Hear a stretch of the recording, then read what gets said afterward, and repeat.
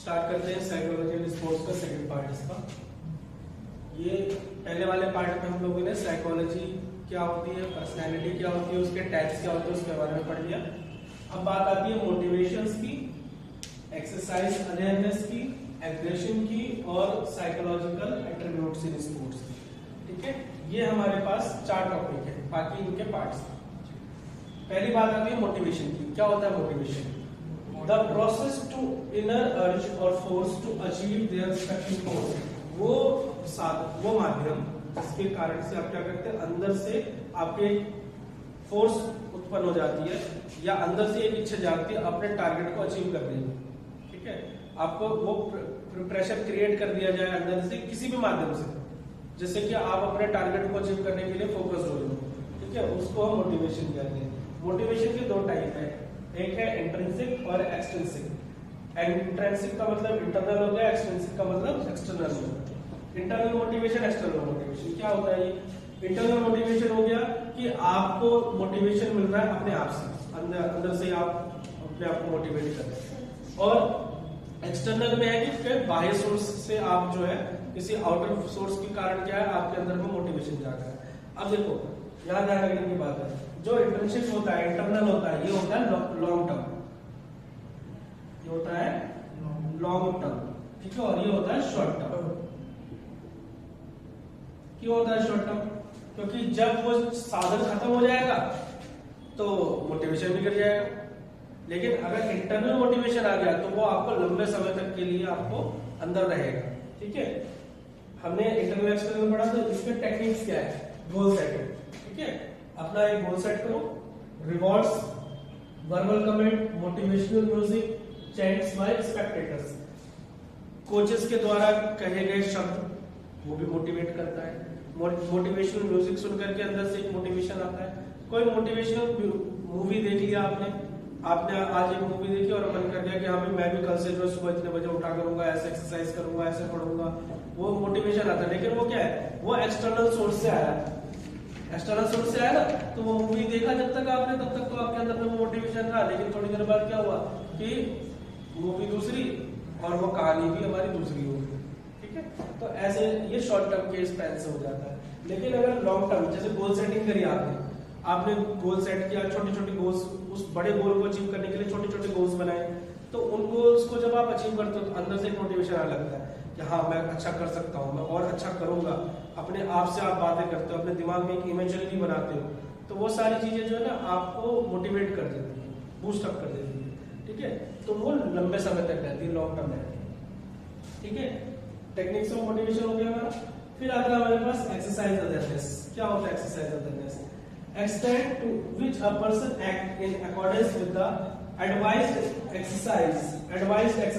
ठीक है, advised exercise designed for a prolonged period of a time after its adaptation।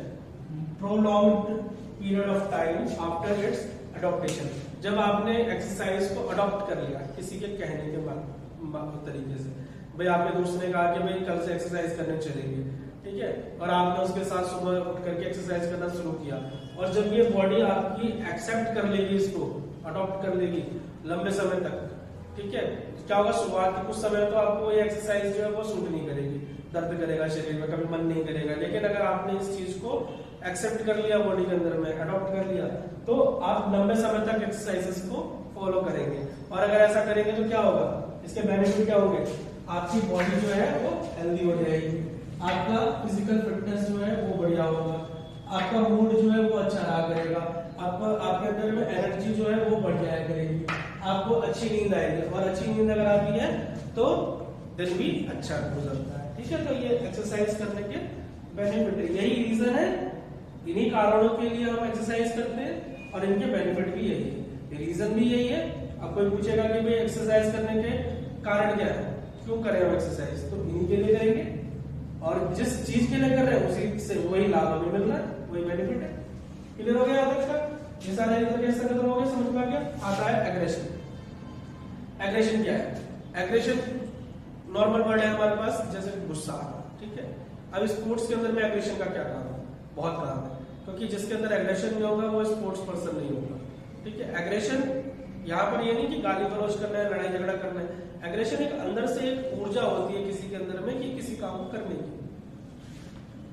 Aggression हमारे पास sports में 3 तरीके के होते हैं, इंस्ट्रूमेंटल, हॉस्टाइल और एसर्टिव बिहेवियर। इंस्ट्रूमेंटल बिहेवियर कैसा होता है, जो इंस्ट्रूमेंटल एग्रेशन होता है वो कैसा होता है?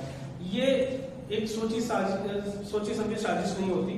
आप अपने आप को जिताने के लिए अपने एफर्ट्स लगाते हो, और एफर्ट्स लगाने के बाद क्या होता है कि कई बार गलती से किसी को चोट लग जाती है, आपकी इंटेंशन नहीं थी उसको चोट पहुंचाने की, ठीक है, तो वो माना जाएगा, ठीक है, वो गलत नहीं होगा, वो एग्रेशन इंस्ट्रूमेंटल एग्रेशन कहलाएगा, ये ठीक है, कोई दिक्कत नहीं है। हॉस्टाइल में क्या होता है, आप किसी को हॉस्टाइल बना करके गेम खेलते हो, आपको पता है भाई इस टीम के अंदर में ये खिलाड़ी जो है बहुत ज्यादा अच्छा परफॉर्मर है, तो मुझे क्या करना है, मुझे इसी को पकड़ना है, उसको चोट मारना है, ठीक है, तो आप अपने स्टिक से हॉकी खेल रहे हो, हॉकी स्टिक से आपने उसके पैर में मार दिया, या बैटिंग करते वक्त में आपने बैट जो है घुमा फेंक दिया उसके ऊपर में, तो ये जानबूझ के किया हुआ, इंटेंशनली किया हुआ जो एग्रेशन है उसे हॉस्टाइल एग्रेशन है, ठीक है, ये गलत है, ये अच्छा नहीं है, इसकी वजह से पेनल्टीज मिलती है, आपको बाहर भी किया जाता है। एसर्टिव बिहेवियर जो है ये अब आपके सिलेबस में नहीं है, बट आप इसको इतना समझ लीजिए कि ये भी एक नॉर्मल वर्बल कमेंट्स के ऊपर वाली चीजें हैं, ठीक है, आपका बिहेवियर जो है वो ठीक हो रहना चाहिए उस तरीके का। जैसे आप क्रिकेट में देखते रहते हो कि कोई खिलाड़ी जो है वो वर्बल कमेंट्स कर देता है, तो वो सब चीजें ना हो, ठीक है, थोड़ा दूरी बना के रखें, आपको लड़ाई झगड़ा नहीं करना है। फिर आता है हमारे पास last topic, psychological attributes in sports. कैसे हम अपने जो स्पोर्ट्स में साइकोलॉजी को कैसे हम इन्वॉल्व कर सकते हैं। तो सेल्फ एस्टीम, मेंटल इमर्जरी, और सेल्फ टॉक और गोल सेटिंग, ये दिया तो इस सीक्वेंस में, लेकिन हमें याद ऐसे करना चाहिए तो अच्छे से याद हो जाएगा। जैसे सबसे पहले क्या करेंगे, हम कोई एक गोल सेट करेंगे, ठीक है, हमने एक गोल सेट किया, अब उस गोल को सेट करने के बाद जब हम अपने ऊपर में काम करना शुरू करेंगे तो हम देखेंगे कि हमसे वो काम हो पा रहा है या नहीं हो पा रहा। जब वो होने लग जाएगा तो हम अपने आप से बात करेंगे, सेल्फ टॉक करेंगे, अपने आप से बातचीत करेंगे कि क्या मैंने जो टारगेट अचीव करना था वो हो गया, नहीं हुआ, अगर नहीं हुआ है तो मुझे और क्या करना है, अपने आप से हम बातें करेंगे। फिर उसके बाद एक मेंटल इमेजरी बनाएंगे, दिमाग में ख्याल बनाएंगे कि ऐसा कर दूंगा मैं तो कैसा हो जाएगा, इससे क्या इम्पैक्ट्स पड़ेंगे, ठीक है, तो इस चीज को हम मेंटल इमेजरी कहते हैं। पहले आपने मन में सोच लिया भाई मुझे सुबह इतने बजे उठूंगा, इतने बजे ये काम करूंगा, इतने बजे ये करूंगा, क्या इसको करने के बाद मेरे पास टाइम बच रहा है, आपने दिमाग में अपने एक इमेजिनरी बनाया, आपको लगता है कि हाँ बिल्कुल ठीक है, हो जाएगा, पॉसिबल है,